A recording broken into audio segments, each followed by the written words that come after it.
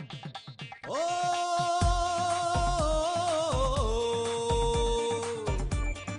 धरती के हैं लाल हम, धरती के दिल में रहते, अरमानों में अपने हिम्मत और हौसले। अरे उगले सोना उगले चांदी, हिम्मत यारो ऐसी, घर ले आए नया सवेरा, नई नई खुशहाली। हम है किसान, हमें रखना है मान, देनी है नई मिसालें, कामयाबी की मिसालें, कामयाबी की मिसालें।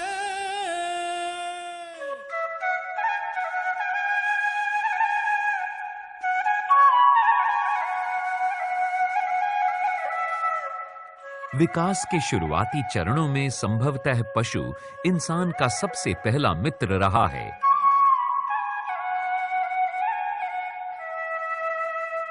कभी वो इंसान की सुरक्षा का सबब बना, तो कभी उसके मनोरंजन का, या फिर कभी उसके भोजन का।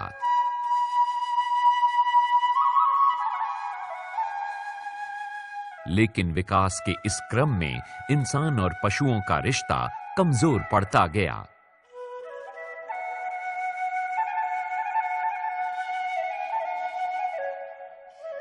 इस रिश्ते की जगह इंसान ने मशीनों को अपना दोस्त बनाया।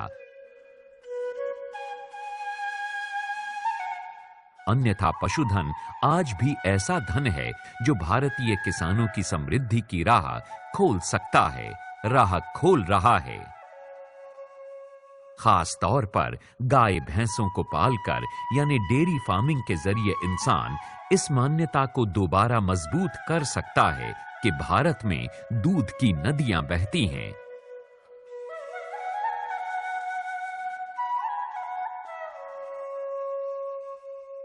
दिलचस्प बात तो ये है कि अनेक समस्याओं से जूझ रहे किसानों को डेयरी फार्मिंग अपनी आय को बढ़ाने, कम समय में जल्दी मुनाफा कमाने की राहें दिखा सकती है। किसान परिवारों में से आज जो लोग डेयरी फार्मिंग की ओर अग्रसर हो रहे हैं, उन्होंने यकीनन अपने लिए ही नहीं बल्कि दूसरों के लिए भी कामयाबी की मिसालें कायम की हैं। इंसान और पशुओं के रिश्ते को दोबारा परिभाषित करने वाले ऐसे ही एक शख्स हैं विद्यासागर।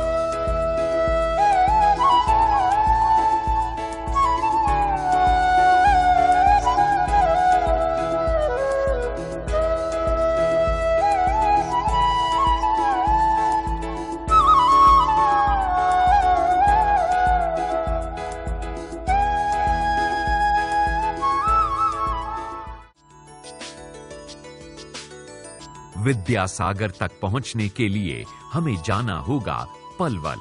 हरियाणा के एक जिले पलवल की ओर जाने वाली इस सड़क को देखकर इस बात का अंदाजा लगाया जा सकता है कि हम किसी गांव की ओर बढ़ रहे हैं। लेकिन ये सड़क इस बात की भी गवाही देती है कि यहाँ पर विकास की बयार चल रही है। चौड़ी सड़क पर तेजी से दौड़ती गाड़ियां पलवल की गति का भी संकेत हैं। दिल्ली से लगभग 60 किलोमीटर की यात्रा करने के बाद हम पलवल में प्रवेश कर जाते हैं और पलवल से कुछ ही और आगे चलकर हम जा पहुंचते हैं एक गांव में जिसका नाम है बामनी खेड़ा। पता नहीं इसके नाम का क्या मतलब है, लेकिन आज ये गांव डेयरी फार्मिंग के लिए जाना जाता है और इसी गांव में जन्म हुआ विद्यासागर का। मेरा जन्म ग्राम बामनी खेड़ा, तहसील और जिला पलवल, हरियाणा में हुआ। माता पिता दोनों सरकारी स्कूल में पढ़ाने का काम करते और साथ ही अपनी जमीन पर खेती बाड़ी करते। विद्यासागर के जीवन की यात्रा इसी माहौल में शुरू हुई। मेरे माता पिता सरकारी स्कूल में प्राइमरी टीचर थे और मेरी घर की स्थिति एक सामान्य किसान जैसी स्थिति थी।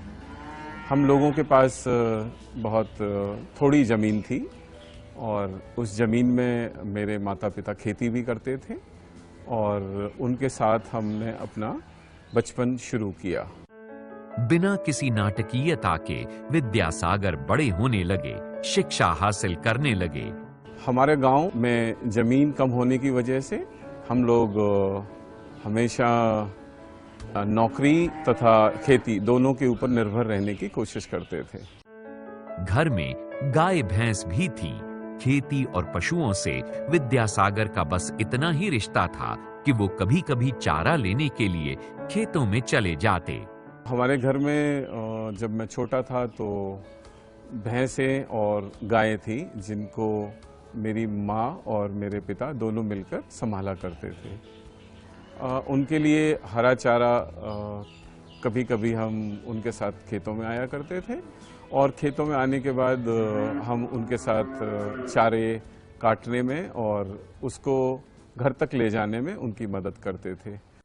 ये रिश्ता भविष्य में क्या आकार लेगा, ये तो विद्यासागर भी नहीं जानते थे। हरा चारा काटने वाली मशीन थी। उस मशीन में चारा काटने के बाद हम उनको भैंसों के और गायों के आगे डालने में दोबारा हम फिर मदद करते थे। इस तरह से मेरा बचपन गांव में बीता। वो अपनी पढ़ाई में लगे रहे और जीवन इसी तरह आगे बढ़ता रहा। मेरी पढ़ाई गांव से थोड़ी दूर पलवल शहर में हुई, जहां मैंने अपनी प्राइमरी शिक्षा पूरी की। वक्त के पन्ने किसी किताब की तरह पलटते रहे। विद्यासागर ने स्कूल की पढ़ाई पूरी कर ली और वो इंजीनियरिंग की पढ़ाई में लग गए। फिर मैंने अपनी मैट्रिक एजुकेशन पूरी की। उसके बाद मैं फिर कॉलेज चला गया और कॉलेज में मैंने इंजीनियरिंग की पढ़ाई की। खेती और पशुओं से उनका रिश्ता लगातार सिमटता रहा। इंजीनियरिंग पूरी करने के बाद भी विद्यासागर के जहन में ये बात कभी नहीं आई कि उन्हें कृषि से जुड़ा कोई काम करना है। इंजीनियरिंग की पढ़ाई करने के बाद मैंने रोजगार की तरफ रुख किया। कुछ समय मैंने प्राइवेट कंपनीज में नौकरी की। उसके बाद नौकरी अच्छी ना मिलने की वजह से मैंने अपना व्यवसाय शुरू किया। शुरू में उन्होंने केवल गाय ही रखी, लेकिन अपने पिता के सपने को पूरा करने के लिए फार्म में भैंसें भी रखनी शुरू कर दी। विद्यासागर इस काम को एक वैज्ञानिक और मानवीय टच देना चाहते थे।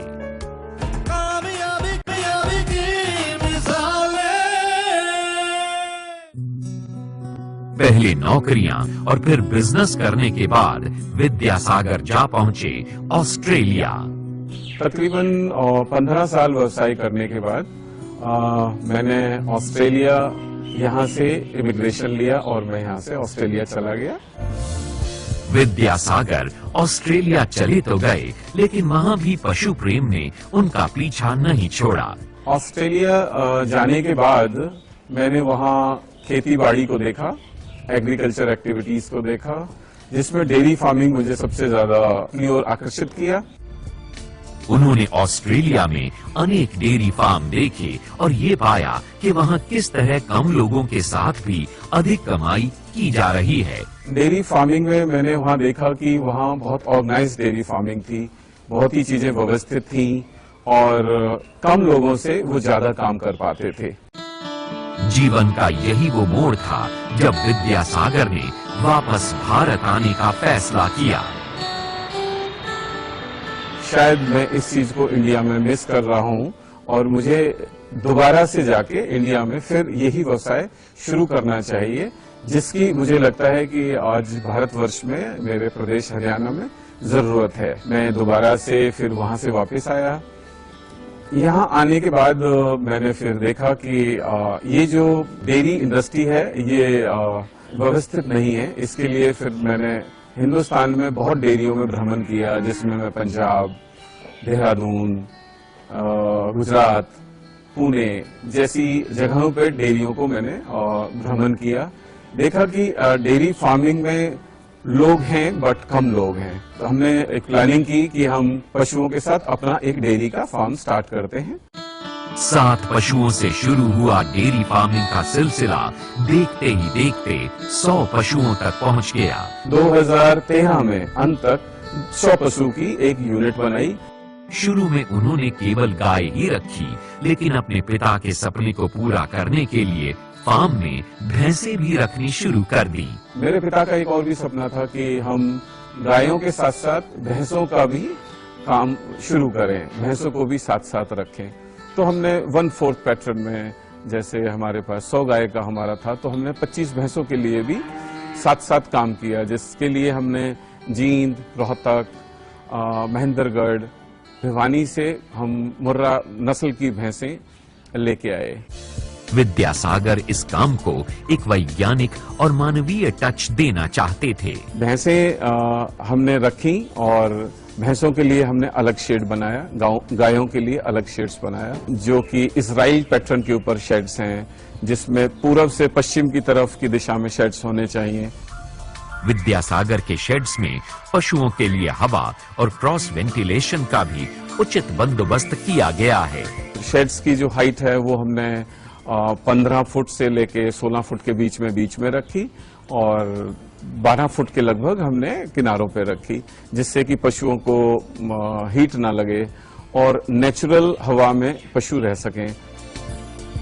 अपने पशुओं से विद्यासागर बेपनाह प्यार करते, वे उनकी हर जरूरत का ख्याल रखते। हम लोगों ने हमेशा कोशिश की है कि पशु का जो दूध है वो ज्यादा से ज्यादा ले सकें, जिसके लिए उन्हें अच्छा चारा, अच्छा रखरखाव और उनके लिए जितना भी हो सके हम उन्हें सुविधा देने की कोशिश करते हैं।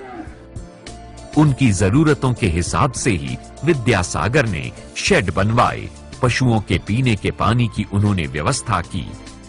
एक बात मैंने जब मैं घूमा तो हमने पाई, या हम अपने बचपन से देखते आ रहे थे, कि पानी पर्याप्त मात्रा में पशु को हम लोग नहीं देते हैं।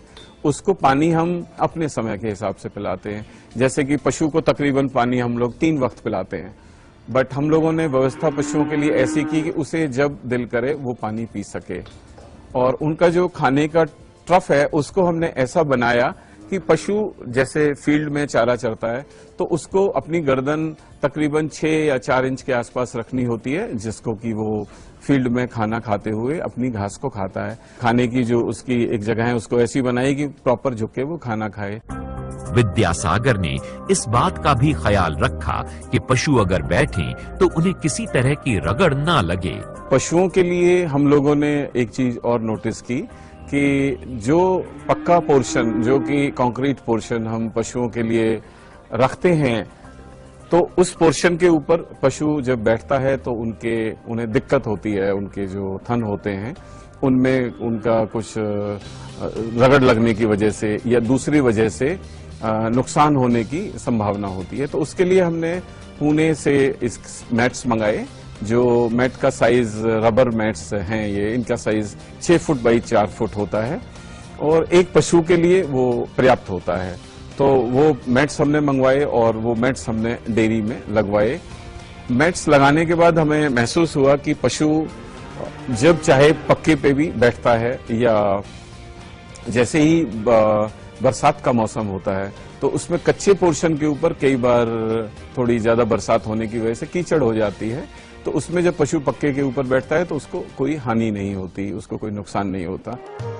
तालीमशुदा विद्यासागर जानते हैं कि आज का युग सूचना और तकनीक का युग है, इसलिए वो पशुओं से संबंधित जानकारियां हासिल करने में किसी भी तरह का गुरेज नहीं करते।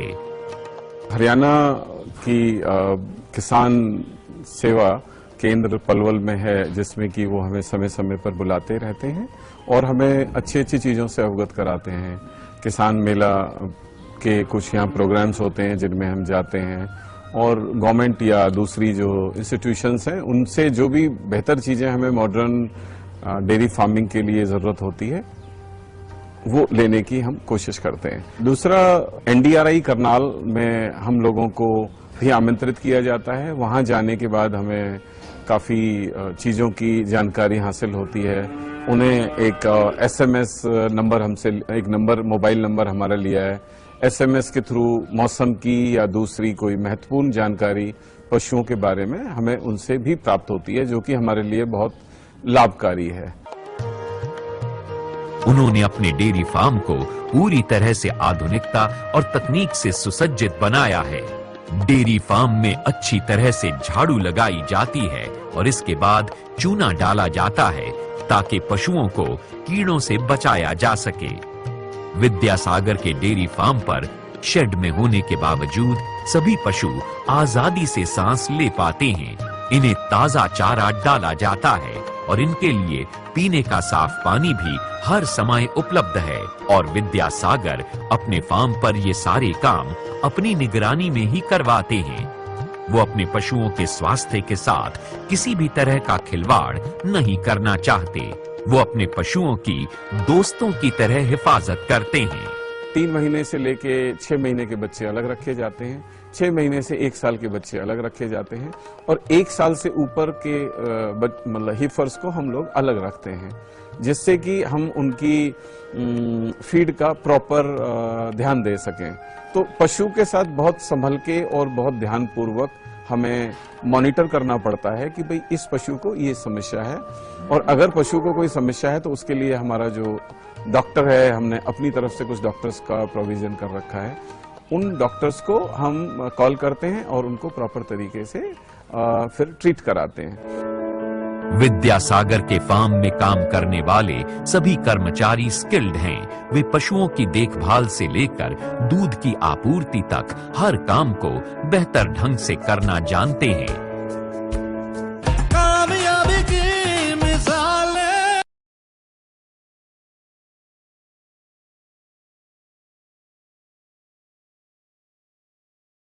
गांव तक पहुंचाने का सारा काम बेहद सतर्कता के साथ मशीनों से किया जाता है। वैज्ञानिक सोच होने के कारण विद्यासागर जानते हैं कि कच्चे दूध को किस तरह के वातावरण में रखना चाहिए और पशुओं का दूध निकालने के बाद कितने समय के भीतर वो दूध उपभोक्ताओं तक पहुंच जाना चाहिए। तो हमने सबसे पहले एक अच्छी कंपनी से बल्क मिल्क कूलर खरीदा, जिस बल्क मिल्क कूलर में हम दूध को ठंडा करके आगे हम देते थे। हम हमेशा दूध को निकालने के बाद एक बार टेस्ट करते हैं, उसकी वैल्यूज को नोट करते हैं और उसको हम रिकॉर्ड करते हैं प्रॉपर। तो वो हमने चीजें अपनाई। उसके बाद हमने एक छोटा सा प्रेशराइजेशन यूनिट लगाया। प्रेशराइजेशन यूनिट लगाने के बाद हम दूध को निकालते हैं। फिर हमारी एयर कंडीशन गाड़ी है, उनमें हम रख के लोगों के घर घर तक पहुंचाते हैं।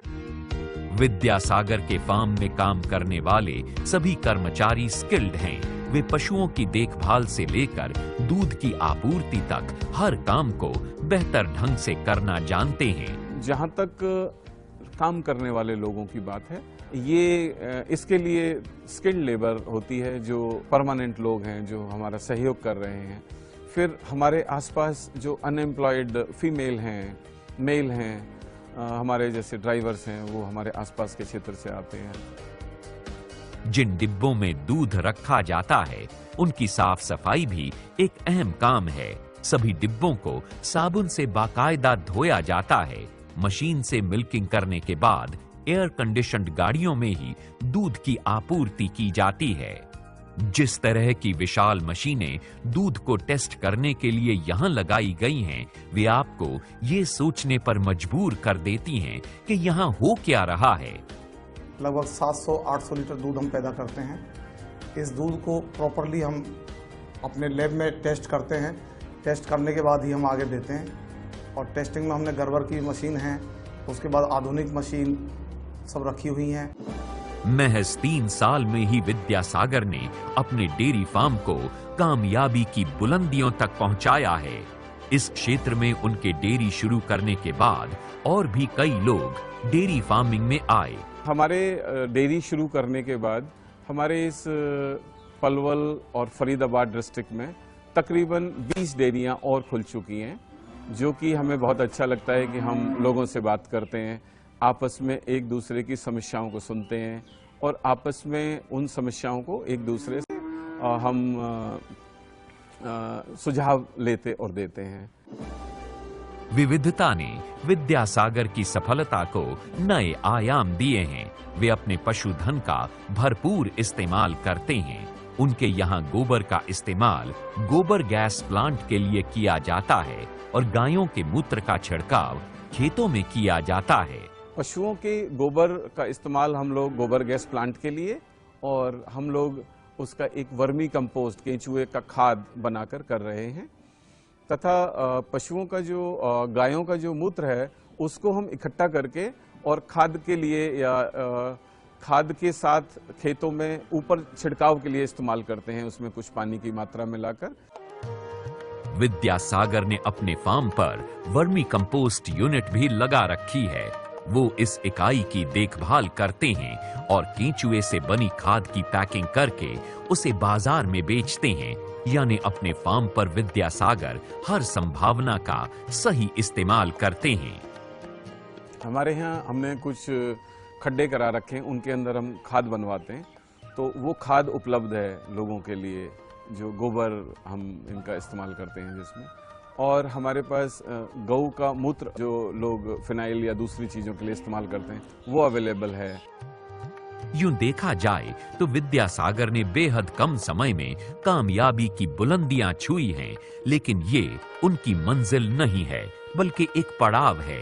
उन्हें तो अभी और आगे जाना है। वो भविष्य पर अपनी नजरें गड़ाए हुए हैं। वो चाहते हैं कि दूध से खोया, पनीर, दही आदि अन्य उत्पाद भी उनके यहाँ बने और बाजार में बिकें। भविष्य में हम लोग पनीर, खोवा, क्रीम, बटर, दही, इन सब चीजों को मार्केट में लाएंगे, जिससे कि हम लोगों को प्योर चीजें, हाइजीनिक चीजें और बढ़िया चीजें लोगों को उपलब्ध करा सके। वो युवा पीढ़ी और देश के किसानों को इस पेशे को अपनाने और इसमें कड़ी मेहनत करने का संदेश देते हैं। वो चाहते हैं कि शहरों में रहने वाले बच्चे यहाँ विजिट करें और देखें कि जो दूध वो पीते हैं उसे कैसे निकाला और रखा जाता है। जो नौजवान हैं, नवयुवक हैं, बेरोजगार लोग हैं, उनके लिए हम लोगों का एक संदेश है कि वो बजाय नौकरी ढूंढने के, बजाय और कहीं और दूसरे प्रयास करने के, कम पशुओं के साथ इस कार्य को शुरू करें और धीरे धीरे उन्हें इस कार्य में सफलता मिलेगी। और वो इस काम के लिए यूं ना समझें कि ये काम तो अनपढ़ों का काम है या इस काम को करने में उन्हें कोई छोटा काम है, ऐसा ना समझें। ये कार्य अगर व्यवसाय की तरह किया जाए तो इस कार्य में वो खुद भी सेल्फ एम्प्लॉयड हो पाएंगे और दूसरे बेरोजगार लोगों को भी रोजगार दे पाएंगे। विद्यासागर की कामयाबी केवल अपने परिवार तक ही सीमित नहीं है, बल्कि जिला स्तर पर भी उनके काम को सराहा गया है। जिला स्तरीय किसान मेले में उन्हें सम्मानित किया गया और कृषि क्षेत्र में नवीनतम पद्धति एवं उत्कृष्ट कार्य के लिए भी उन्हें पुरस्कृत किया जा चुका है। विद्यासागर के डेयरी फार्म में रहने वाले पशु भी अपने मालिक को देखकर गर्व महसूस करते होंगे और सोचते होंगे कि आखिर उन्हें एक ऐसा इंसान मिल गया जो उनके साथ है, उनके सुख में सुखी और दुख में दुखी होता है। घूट भरे पे पता चला करे मीठे और खाने का, थोड़ा घूट भरे पे पता चला करे मीठे और खाने का। अमृत जान जहर मेरी पागल, अमृत जान